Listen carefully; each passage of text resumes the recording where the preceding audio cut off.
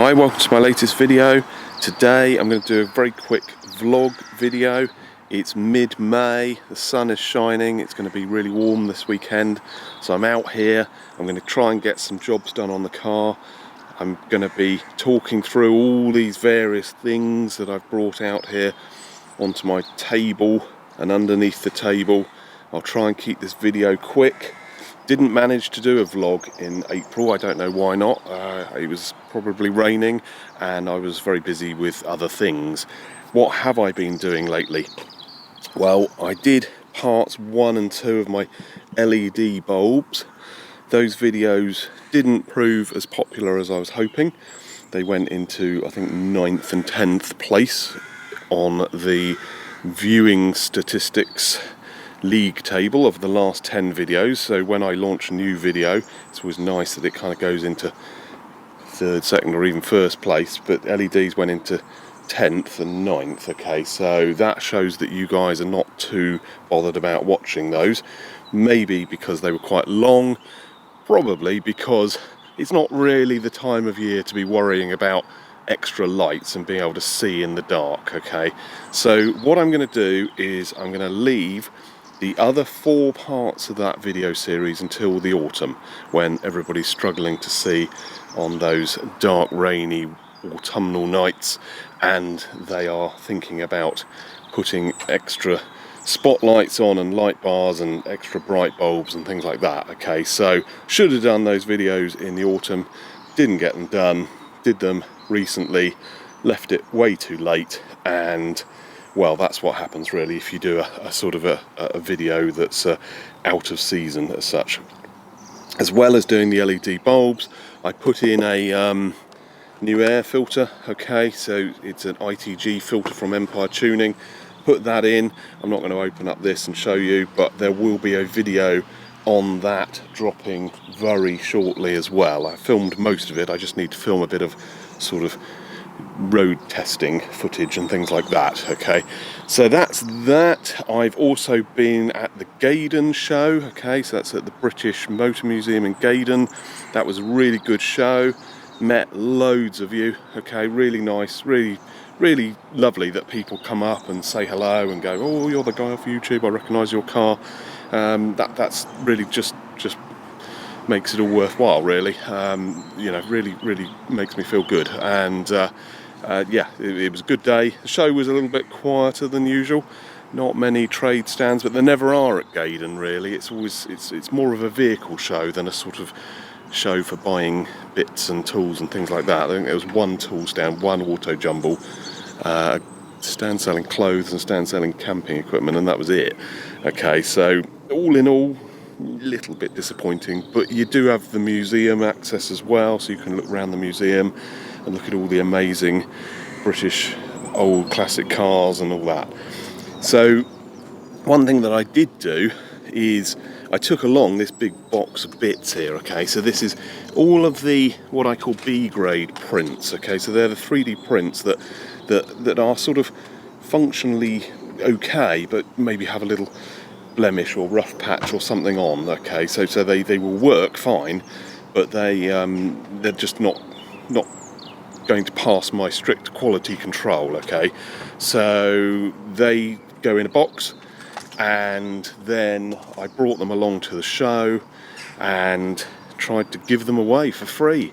I gave away a couple of headlight rods and that was it. Unfortunately, the queue of people desperate for free bits didn't really materialise, so I had to bring them all home again. I will be at Bewley and I will be at the Billing show now. Okay, so Billing in Northampton, Billing Aquadrome. I've signed up for that show. I probably won't go to the Belvoir Castle or Beaver Castle or however you pronounce it.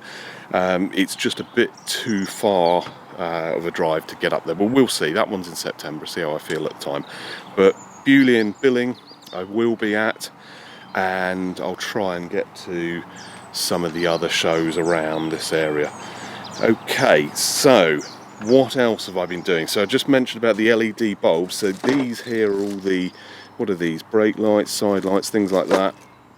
And I've been developing some LED bulb holding clips for H7 bulbs. Okay, So the H7s don't just fit straight in, unlike the H11 type that you can just do a straight swap and plug the flying lead sort of connector on.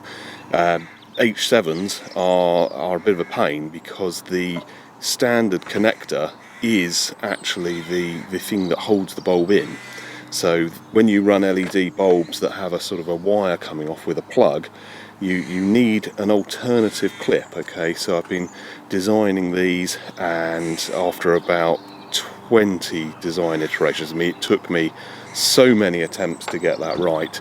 Finally got the design right.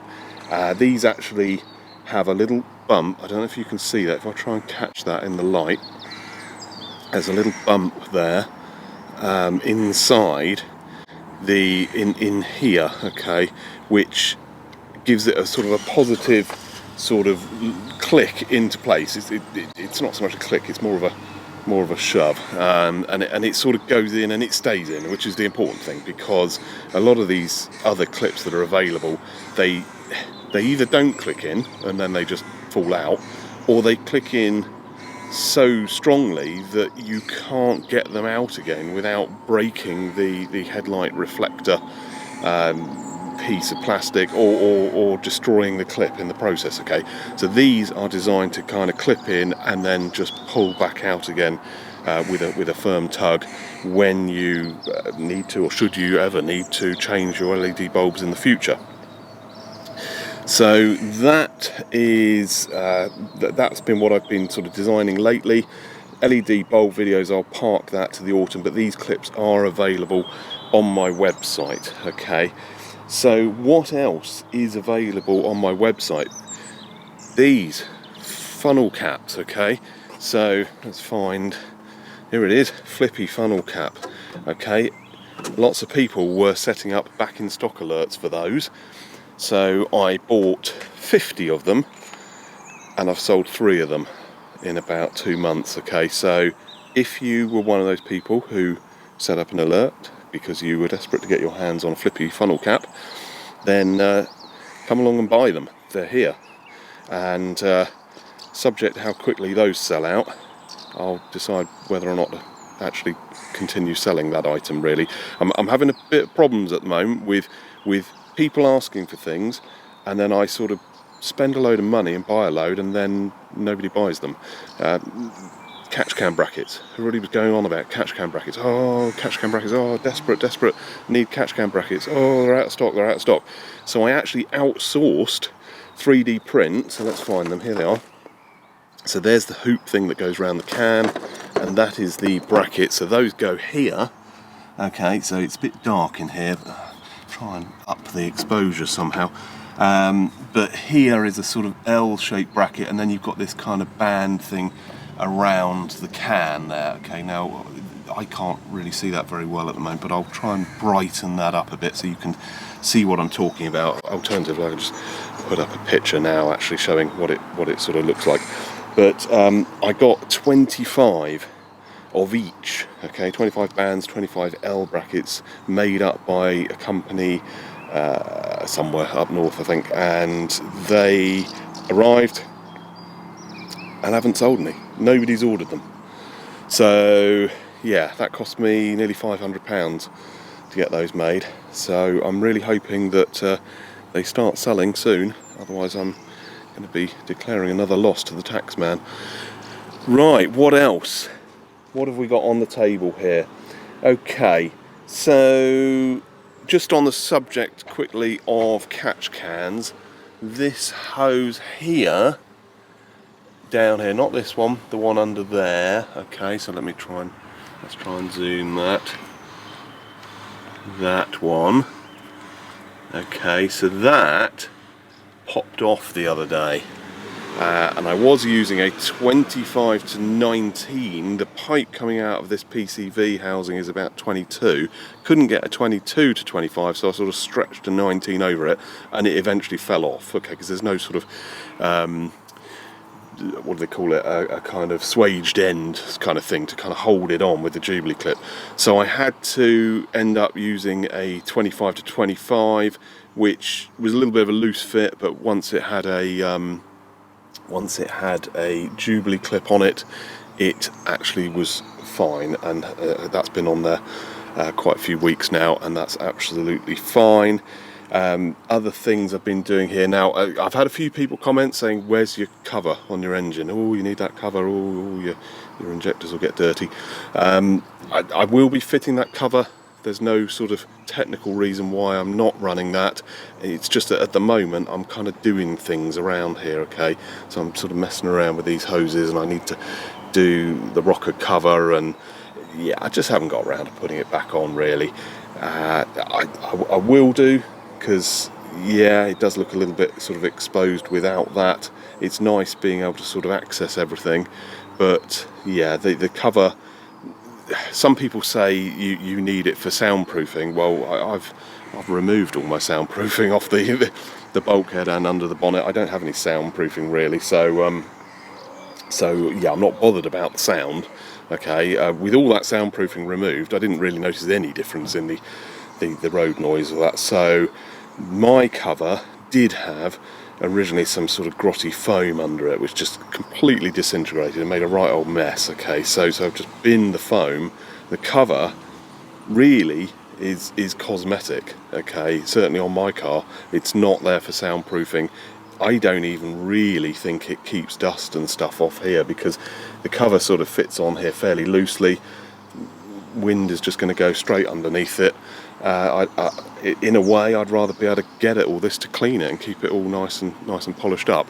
So that's the cover.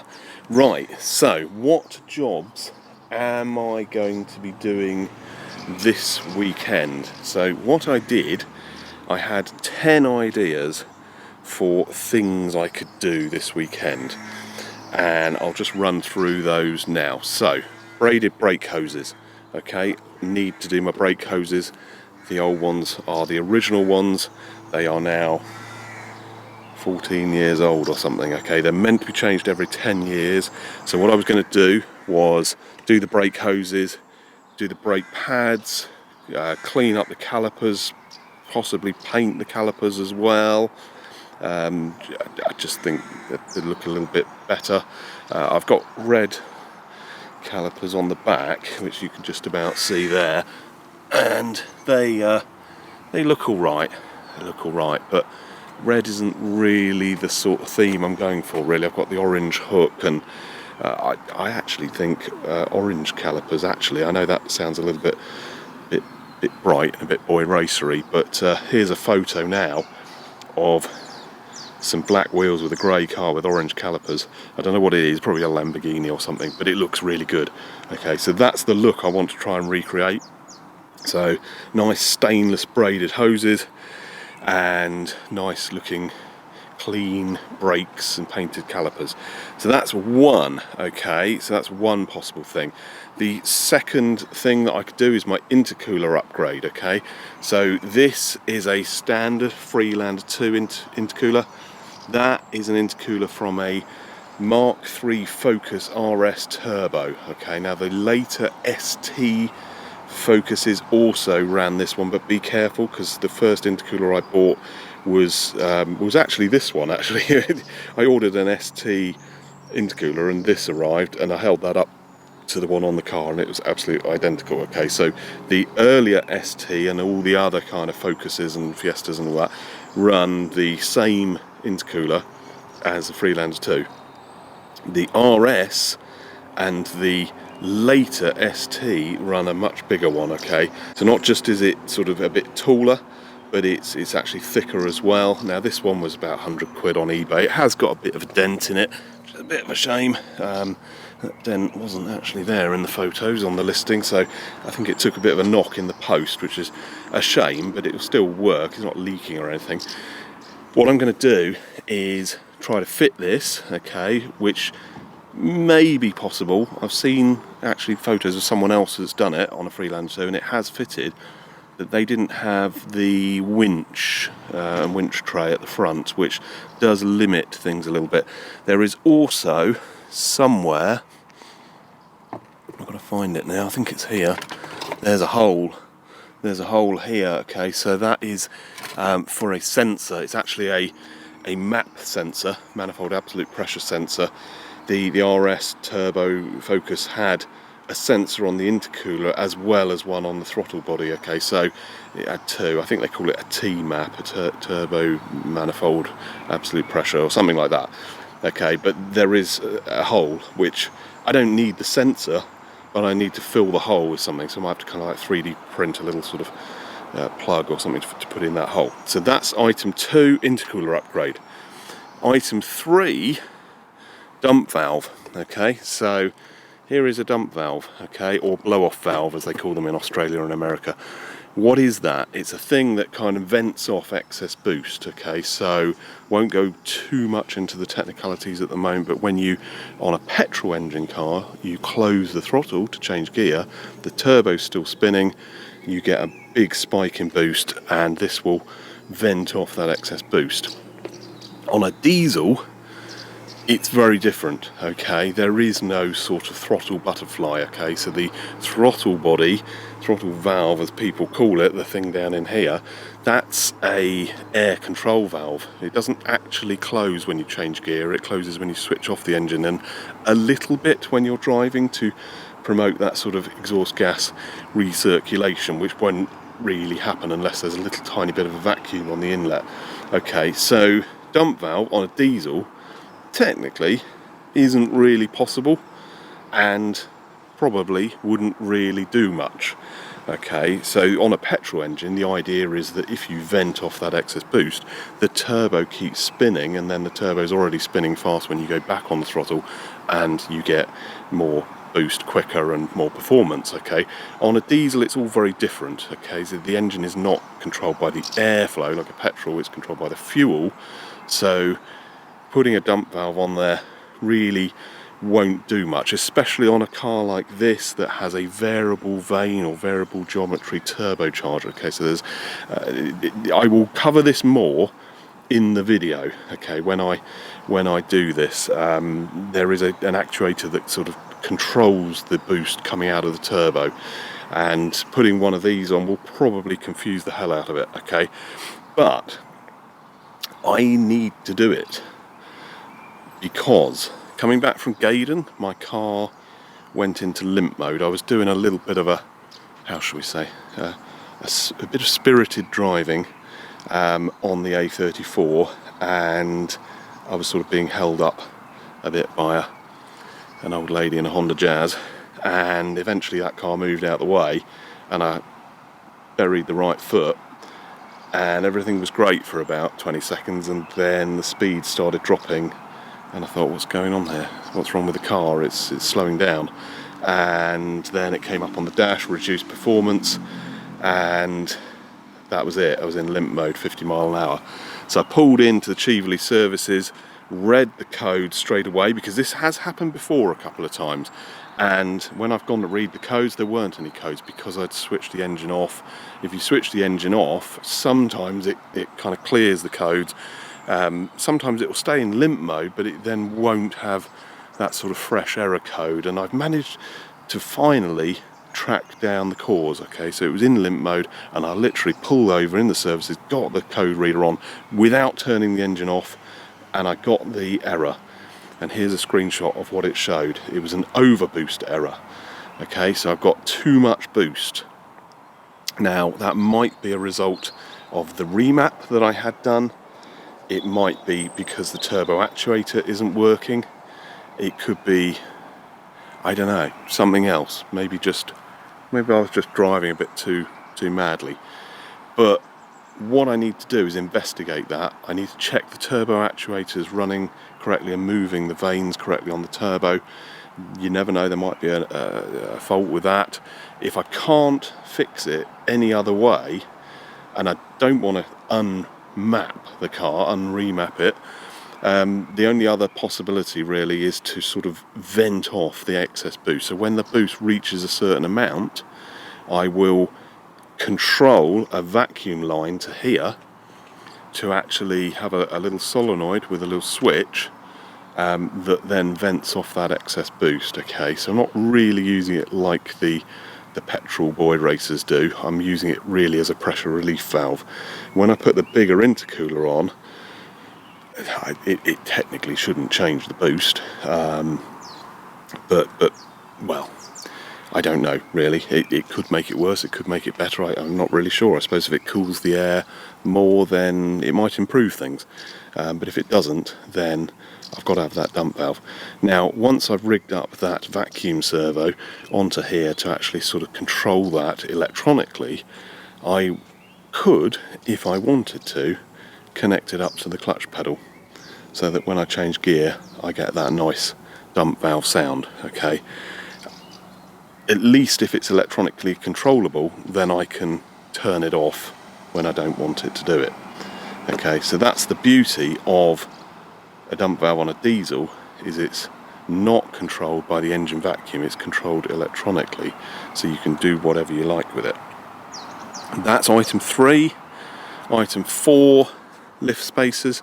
Okay, so I've got the lift spacers on the back, never got round to putting them on the front, need to put them on the front. Yeah, I've stopped making lift spacers now.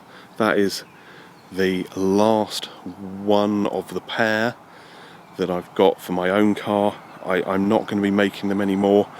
We're getting a new kitchen put in soon, and Mrs. Pitts has said no more bright yellow polyurethane being poured on the worktop in the kitchen. Okay, so yeah, when that new nice solid quartz worktop goes down, I'll be in big trouble if I get any chemicals on it, especially bright yellow chemicals.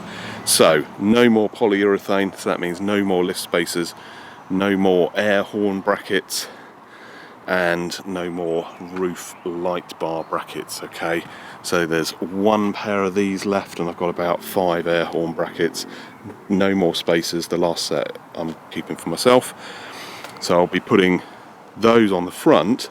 The old ones on the back were my old design. Fitted those about 6 years ago.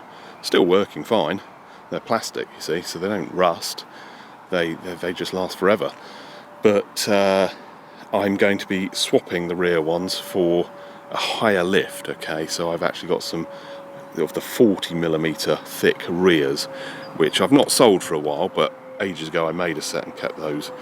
Okay, so I'll be putting those on the back at some point, and that will give me an opportunity to take the old ones off the car and just see what state they're in. That's item 4. Item 5, Lano guard. Okay, so Lano guard here. That's the motor grease. There's also a sort of spray version. I need to take the wheel arches off. Been waiting all winter for sort of dry, sunny weather to get all the wheel arches off and get the sill covers off and do some Lano guarding. Okay, so it's not really great to do that in the winter when there's loads of wet mud and everything under the car. You've got to do it in the summer so that you can apply it to clean, dry metal. I need to do that. Bonnet vents. Okay, so a bit of a controversial one here.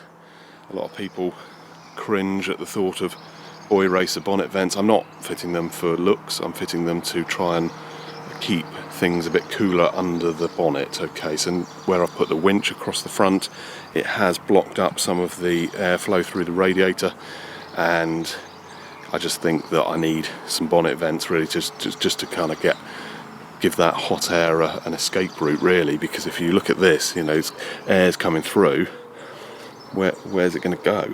Where's it go? It sort of tries to find its way down the back of the engine, I suppose, maybe down here, but there's nowhere else for it to get out, so it's got to go out through the top of the bonnet. So I'll be putting some bonnet vents on, might do some checker plate as well, do some checker plate on here. Now we've got a neighbour mowing their lawn, which is something that happens at the weekend. Yeah, I will just keep talking. Hopefully you can still hear me with the lawnmower noise. That's 7. No, 6. Item 6 is bonnet vents. Item 7, engine mounts. Okay, so engine mounts here, lower engine mount, upper engine mount, and stiffening inserts. We've got the kind of floppy, not so stiff, and then we've got the super strong black race edition. Okay, so going to try and fit those to new engine mounts and stiffen things up and see how that performs. Okay, just to see if the car feels any better. Maybe it'll be too stiff and the steering wheel will be shaking or something. I don't know until I try it. That's item 7. Item 8, track rod ends. Okay, so I haven't got those on the table, but the track rod ends need doing. I noticed one of the boots was a bit split on one of them. They've never been changed, so I'm going to be doing those. EGR delete. There's the EGR. That's a bit of a risky one because technically it could fail the MOT. Even though mine is blanked off, it still needs to be sort of present on the car. Okay, so if the MOT tester notices the EGR is missing, they can fail it. Okay, so I'd still like to have a go at removing that. And then item 10 is to continue with my LED bulbs. Okay, so yeah, I then put it to a vote on Instagram and Facebook, and here are the results. So a few votes: track rod ends 1 vote, intercoolers 1 vote, lanyard guarding 1 vote, brake hoses 1 vote, engine mounts 3 votes, and dump valve 5 votes. So I'm going to be fitting a dump valve this weekend. I don't know if it's going to work or not, but I like doing these kind of polls because I've got so many different projects to do and I often just can't decide which one to do next. They all need doing, but where do I start? Which one do I do? What do I film? What do you guys want to see in videos? I thought I knew best when I did LEDs and just haven't had the viewing figures really. Spent nearly £800 on LED bulbs and I've made about £4 so far from the videos. So I need to switch course slightly and do something more interesting. I know that you guys like the kind of performance related videos, the ones where I kind of take things apart and fiddle around with turbos and all that sort of stuff. Okay, so that's what I'm going to be doing. I've got the whole weekend, so I will try to get onto things like track rod ends and brake hoses and all that as well. But this afternoon I'm going to take the front end off the car and I'm going to try to fit this dump valve. Now this actually is an intercooler hose that I've kind of cut and used a 50, I think it's a 50mm with a 25mm sort of output on there. Okay, so, or 51mm, there you go, auto silicone hoses, 51 with a 25 sort of spur stub bit sticking off it. And the idea is that that will be somehow, I don't know which way round that is, but that will be put down the front of the car. I think, I don't actually know which intercooler hose it is now. I think it's the one that goes down here, not the one on the front where the throttle body is. It's the one right down the bottom. So I've got to take the front end off to get to that. So I'll replace that hose with this, run some vacuum pipe to that. Now I just happen to have a spare vacuum outlet here, which used to go to the swirl flaps, which are no longer on the car. So that's been blocked up with a little bolt. So I will run that through a solenoid to here, and then when I energise the solenoid, it will vent off the boost. What I do with it then, well, I could put it on a press button or something, like a push button in the car, or I could rig it up to a sort of a pressure switch. I don't know. I'll take it one step at a time. Let's get the dump valve on. Let's try and get it to actually do something and sort of make a hissing noise. And then I will go out for a drive and run some wires through and sort of press a button and just see if it actually does anything. Does it make it better? Does it make it worse? Not sure. It'd be an interesting video to do. Okay, so that's pretty much it for today. Only other things on the table here that I have not mentioned. This bought this yesterday in Home Bargains, I think it was called. It's either Home Bargains or that other BM Home Stores, one of the two, and it was £16. RAC air compressor. My old one, I had a ring one, I've had it for years, and it started leaking. It just wouldn't inflate things properly because the hose was starting to leak. Okay, the other one also didn't have an auto cutoff. This does. You digitally dial up your pressure, so you put up 32 psi or whatever, plug it in, switch it on, and it runs and it cuts off at the pressure that you've told it to stop at, which is really, really good. Okay, I've had a couple of times pumping up bike tyres where I've got a bit distracted, and the pressure builds up very, very quickly on those, and almost exploded a bike tyre once, a mountain bike tyre, not a motorbike, and yeah, it went up to like 80 psi because I sort of took my eyes off the gauge. This one will auto shut off, which is very good for £16. Bargain, absolute bargain. Only other thing here is we've got gear oil. Okay, so I had an oil leak. It was either gearbox or transfer box, and I actually put oil paints in the oil, so oil paint in the oil to kind of dye the oil. Okay, so I did orange in the gearbox and blue in the transfer, and the oil that came out was sort of browny orange. But the problem is if those two mix, you actually get brown. So I should have used red. But what I'm going to do, I'm going to top up my gear oil. I'm going to see how much of the coloured oil is sort of in there. I've got the syringe thing here. I'll try and sort of suck out a bit of oil and just see what it looks like. Is it still bright orange? And the leak seems to have stopped. There's no oil really under the car now, which is great. The engine oil leak has stopped as well, now that I've got the new catch can. So it's all great. I'm not dripping oil on people's driveways anymore. But I need to really get out the coloured oil. I mean, this is so fine. There is obviously a powder in there, but I don't think it's causing any wear to the gearbox. You probably get more wear in a gearbox from all the iron filings and things that chip off the gears. But I don't like the idea of keeping the colour in the oil. Okay, so it was put in there purely as a diagnostics. So now I need to get that oil out, and I need to top up with nice clean new oil. Okay, so it'll be interesting to see how much oil goes in, because the leak has stopped, but I can't help thinking that it stopped because all the oil is now drained out. Okay, so we shall see.